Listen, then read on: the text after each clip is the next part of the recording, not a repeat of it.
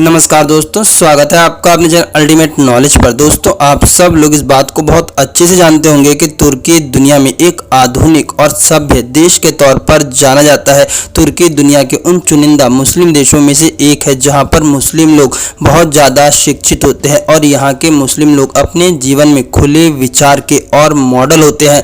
दोस्तों, तुर्की के अंदर इसकी आधारशिला कमाल पाशा के द्वारा लगभग 100 साल पहले रखी गई थी। कमाल पाशा ने इस्लाम को देश के लिए खतरा माना था, जिसके कारण से कमाल पाशा ने तुर्की के अंदर कई तरह की इस्लामिक गतिविधियों को पूरी तरह से रोक दिया था। दोस्तों, आप सब लोग इस बात को जानते होंगे कि इस्लाम धर्म के अंदर महिलाओं को सिर्फ बच्चे पैदा करने की मशीन माना जाता है, लेकिन कमाल पाशा ने तुर्की की महिलाओं को अपने देश के अंदर पूरी भागीदारी दी। उन्होंने महिलाओं को पढ़ने का अवसर दिया और साथ ही साथ महिलाओं को देश में खुल करके जीने की आज़ादी दी।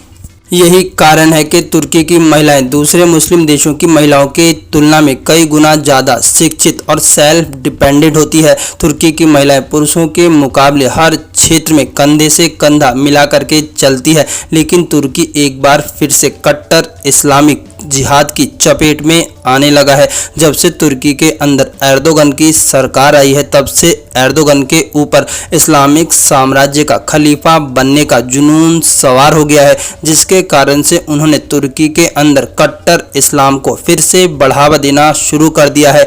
एर्दोगन तुर्की के राष्ट्रपति एर्दोगन का ऐसा मानना है कि महिलाएं सिर्फ और सिर्फ बच्चा पैदा करने के लिए होती है। उन्हें पुरुषों के पास रहना चाहिए और पुरुषों को खुश करना चाहिए और घर के अंदर काम करने चाहिए। दोस्तों, तुर्की के राष्ट्रपति एर्दोगन के ऊपर मुस्लिम देश का खलीफा बनने का इतना जुनून सवार है कि इसके लिए वो अपने देश को पूरी तरह से तहस नहस और बर्बाद कर सकते हैं। तुर्की के अंदर जब से कट्टर इस्लाम को बढ़ावा मिलने लगा है, तब से तुर्की की अर्थव्यवस्था पूरी तरह से खराब हो गई है और साथ ही साथ अंतर्राष्ट्रीय मंच पर तुर्की की बहुत ज़्यादा बदनामी हुई है।